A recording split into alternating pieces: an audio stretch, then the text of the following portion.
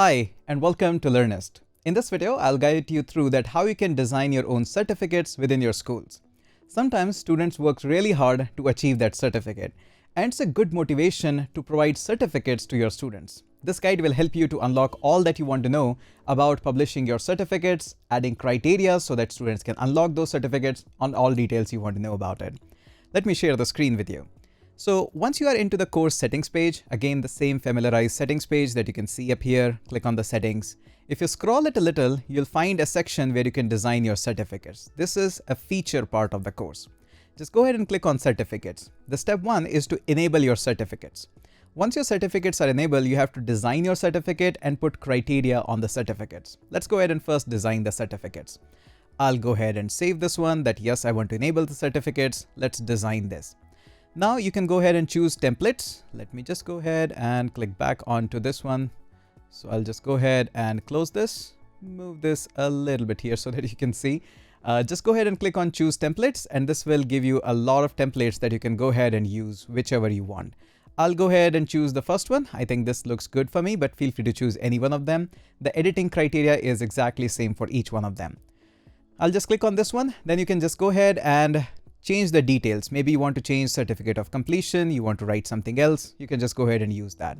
If you wish, you can go ahead and click on edit background and change the color, or can upload your own images. I'll just go ahead and choose a different color, probably a little bit of the dark shade. I like that. I'll go ahead and click on apply on that, and the certificate goes like that. I can just go ahead and add a logo to this one. I'll just go ahead and upload an image. I do have an image, but you can go ahead and choose your school's image just like that. So just give me a second. I'll go ahead and upload a logo that I have here, and that's it. I can click on done and can click on apply, and that's it. My logo comes into the picture.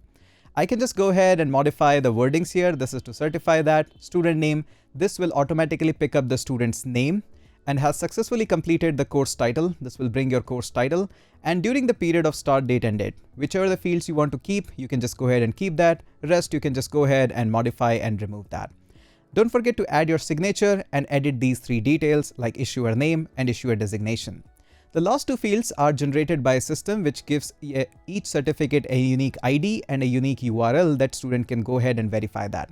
You can also go ahead and generate a sample. The sample will include the sample name just like this. Don't worry, at the time when the student will get it, they will get their own named certificate. Make sure that students are filling their full name properly, and then they will get it. Once you go ahead and click on save and publish, that's it. Your certificates are now ready to be published. Then you can go ahead and configure your certificates, that how a student should be able to download the certificate. You can go ahead and put up a criteria of how much percentage this course should be completed. Probably you want to get a 90% or 80%, totally up to you. You can also go ahead and add certificate test. Maybe you want to add a mock exam at the end of the course. So students should be able to take the test and then fulfill at least this percentage of the marks, and then only he will be able to download the certificate. You can go ahead and check that. I'll just go ahead and keep it a first attempt only, or the latest attempt only, depends on how you want to go that. First attempt, make sure that students, whenever first time he attempts the course, he have to score X amount of marks in that only. Latest means student can keep on attempting it, and whenever he attempts the exact number of marks, he will be able to unlock his certificate. So these are all the details. Once you go ahead and add them, just go ahead and save, and then go ahead. We'll just go with the first attempt only, and I'll go ahead and save this. That's it. My certificates are now enabled in the course.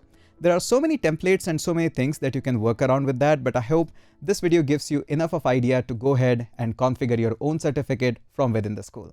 If you have any more doubts, go ahead and reach out to our support team. We would love to help you.